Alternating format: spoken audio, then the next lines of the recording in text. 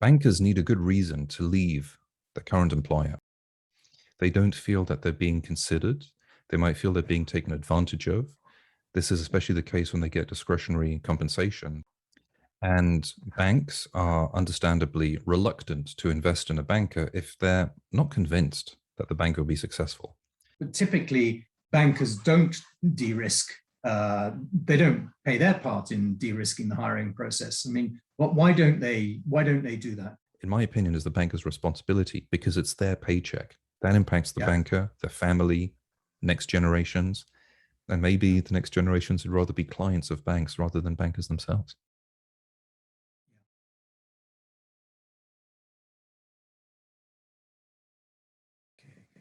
So welcome to the first of a new series of Norm and Alex podcasts, in which we will be having a series of short conversations over the next few months with influential thought leaders in the financial services industry to discuss current topics of interest.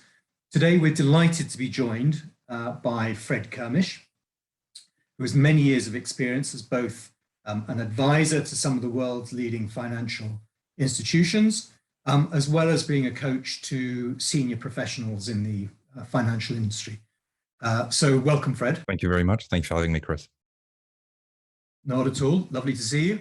Our topic today really revolves around the world of private banking, where Fred has particular expertise. And today we'll be touching on the issues around hiring good private bankers, and importantly, we'll be talking about how to de-risk the whole hiring process. So Fred, to start with, let me start by asking you, in your opinion, why do you think it is so difficult first to actually hire a good private banker? There are a few reasons. The main one probably is that bankers need a good reason to leave the current employer. And banks are understandably reluctant to invest in a banker if they're not convinced that the banker will be successful. So when they are reluctant to make the investment, they're sort of sending off the wrong signal to the banker, who will think, well, you know, if they don't believe in me, why would I change horses, as it were? What would it actually bring to me to make the jump?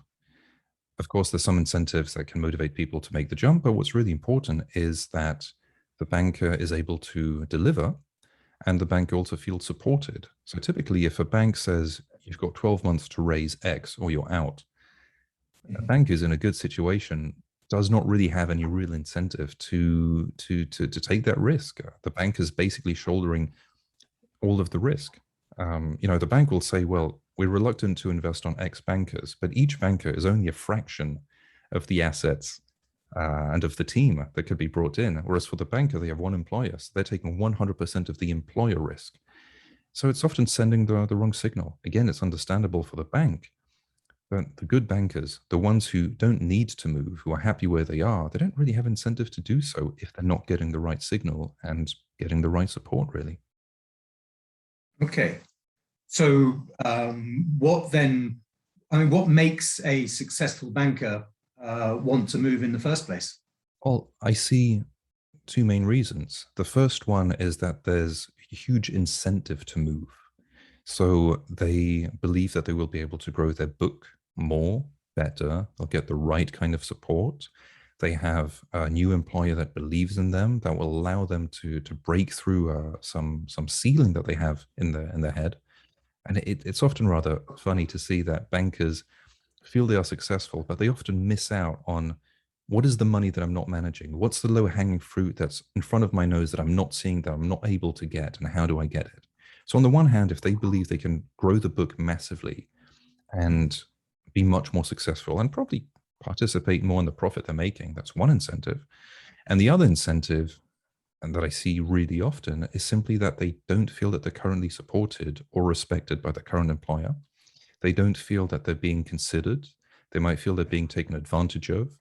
This is especially the case when they get discretionary compensation that is reduced sometimes because of team performance, because of bank performance. And if they feel that they're not really valued, it's going to be much more difficult for a bank to retain them. and much easier for another bank to poach them. Of course, it's both the good news and the bad news is there are a lot of disgruntled bankers out there who are good bankers, who are well below their potential, who could be reaching a much higher potential with the right kind of support. So the good news is that it's easy to poach them with the right kind of offer. The bad news is that there are probably a few of those in your team, and you're risking losing them relatively easily if the right offer comes along. Okay. And all along the way, there's significant risk in the whole hiring process. How then what can banks actually do to de-risk this the hiring process? I think part of it is asking the right questions, is understanding how do you differentiate between a very confident banker who can't actually bring anything and a very confident banker who can bring something, or let's say a less confident banker who realizes that it's a struggle, that it's not easy, that there's some level of uncertainty, but actually has more credibility when you look at what's going on. And this is something that seems to be lacking from the interview process, is understanding the notion of credibility. How do you assess it? How do you not conflate simply confidence with competence?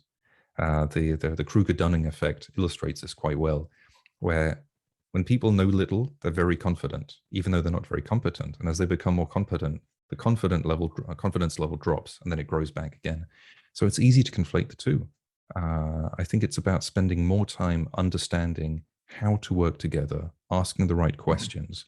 It's also about rebalancing the relationship. I see often banks that arrive with a sort of parent-child mode, and they talk down to the bankers, and they want the banker to answer all the right questions. But we're not in a classroom. This is a business relationship. You might be the employer talking to a future employee, but that's the wrong mindset, because simultaneously you want these people to be proactive, developing the book, developing the business, hunting, bringing in more money. So you want them to be proactive like adults, but if you treat them like children, you're going to get the people who play into this game. And those typically are the people who are low in credibility and might be using deceit to win the game, change banks, get a paycheck for a few years, not deliver, and then move on to the next one. We want to eliminate the bad eggs so we can focus on the good ones. Often the interview process doesn't work because of that, but when we rebalance it, we can actually have a conversation about how do we work together? What kind of support do I as a banker need? Or what kind of support do I as a bank can I give you to help you be successful? And how do we work it out? The conversation changes massively. So that's probably the easiest way to de-risk the process. Okay, and that's from the bank's perspective, but typically bankers don't de-risk.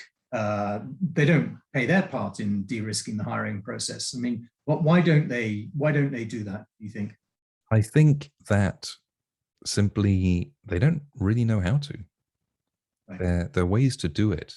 It's difficult to figure it out. I mean, I've been doing this full-time for years now in order to figure this out. So when someone is working full-time as a banker, managing clients, doing the paperwork, doing the compliance, doing the reporting, trying to get new clients, there's no time and headspace to actually take a step back and rethink all of this and follow courses, prepare tests, work with people. And one thing is to make it work for yourself. Something else is to make it work systematically, repetitively, with a whole number of different people and put together a process. So if we don't know what to do, it's difficult to do it.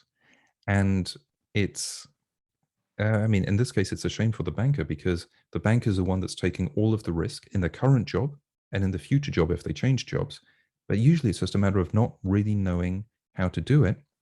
And it might also be, to some extent, being reluctant to figure it out because maybe that the image that they have when they're managing 300, 400, 500 million, however much it might be, maybe they're going to lose this image and realize, you know, if I change banks, I can't bring that much with me.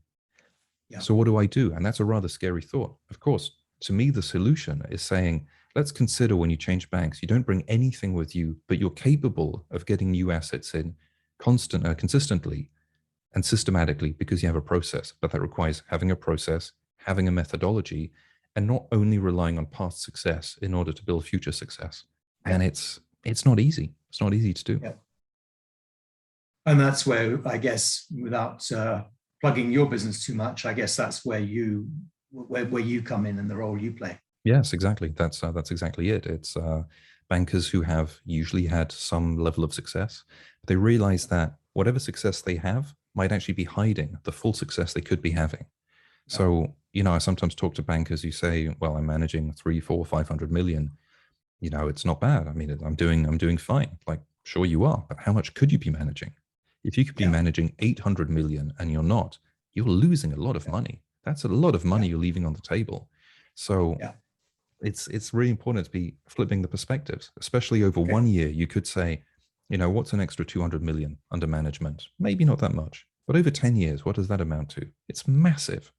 And that, like you were saying before, in my opinion, is the banker's responsibility, because it's their paycheck. That impacts the banker, their family, next generations. And maybe the next generations would rather be clients of banks rather than bankers themselves.